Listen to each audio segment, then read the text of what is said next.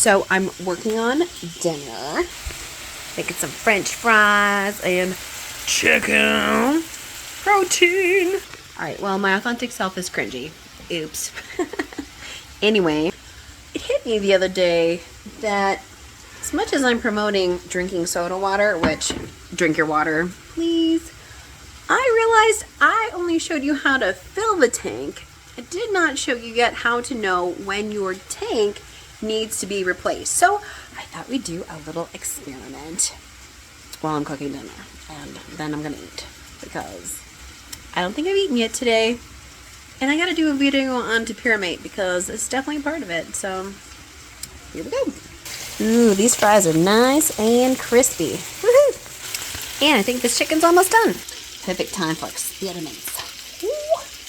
I'm going to use this pink grip tape to help us know the difference between a tank that's good and a tank that's not so great. And do you know how hard it is not to just talk about this kind of tape?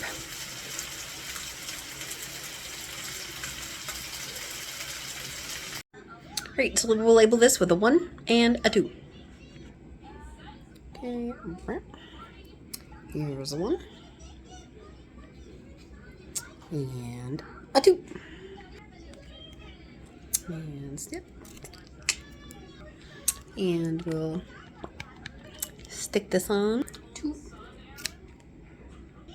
And we'll paste it on like whale to mermaid. And of course, coffee.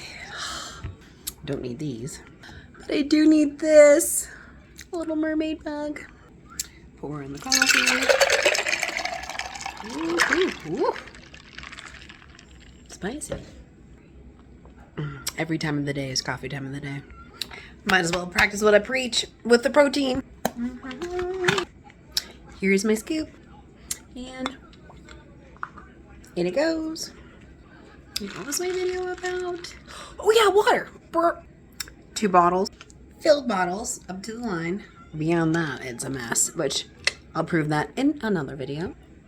SodaStream is empty right now. Now, this is the tank that should give us bubbles, and I can tell because when I compare this one to the not great tank, which you can see there's really no visual difference, this one is heavier than the other one that is empty. Twist it in. Maybe. Yep. I got it.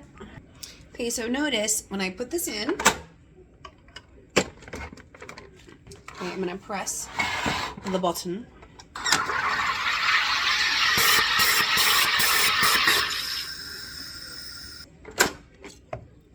It makes the bubbles. I like bubbles.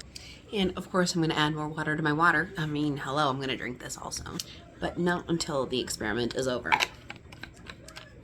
right, so bottle number 1 with tank number 1. Now here's tank number 2.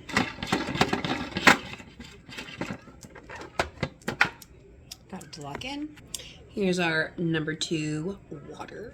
All right, so let's notice some differences here. So again, I'm gonna press, and you're gonna notice that a lot of it's gonna seem very similar until it isn't. So let's watch. Again, this is the bad one.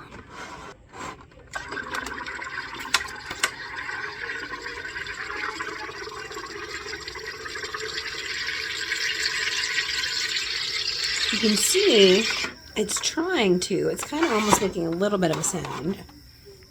So again, notice it's still kind of bubbles, but none of that. But it's also just kind of inert. Not really doing much of anything. No poof poof. And then when I release it, hardly anything at all. Now there seems to be something trapped up here. Let's see what happens when I add some water to my water. A little bit of something, but not really much of anything. Whereas with the other bottle, it looks kind of like basic and not really doing much, but wait, listen for the psst. which didn't happen, but look. Insta bubbles. So there you have it. You can tell if your SodaStream is about to die, if the tank is out of juice or gas or whatever analogy or literal thing you want to explore for yourself.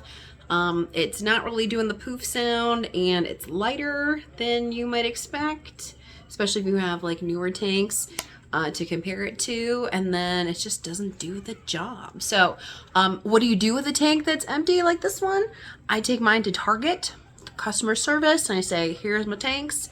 You exchange them. They're like $16 compared to like a brand new tank, which is like, I don't know, like 30 something maybe, but you know, upfront costs and all that, totally worth it. Stay hydrated out there. Share, like, subscribe. Thanks everybody. Appreciate you so much. Stay hydrated out there. It's August still. I believe in you.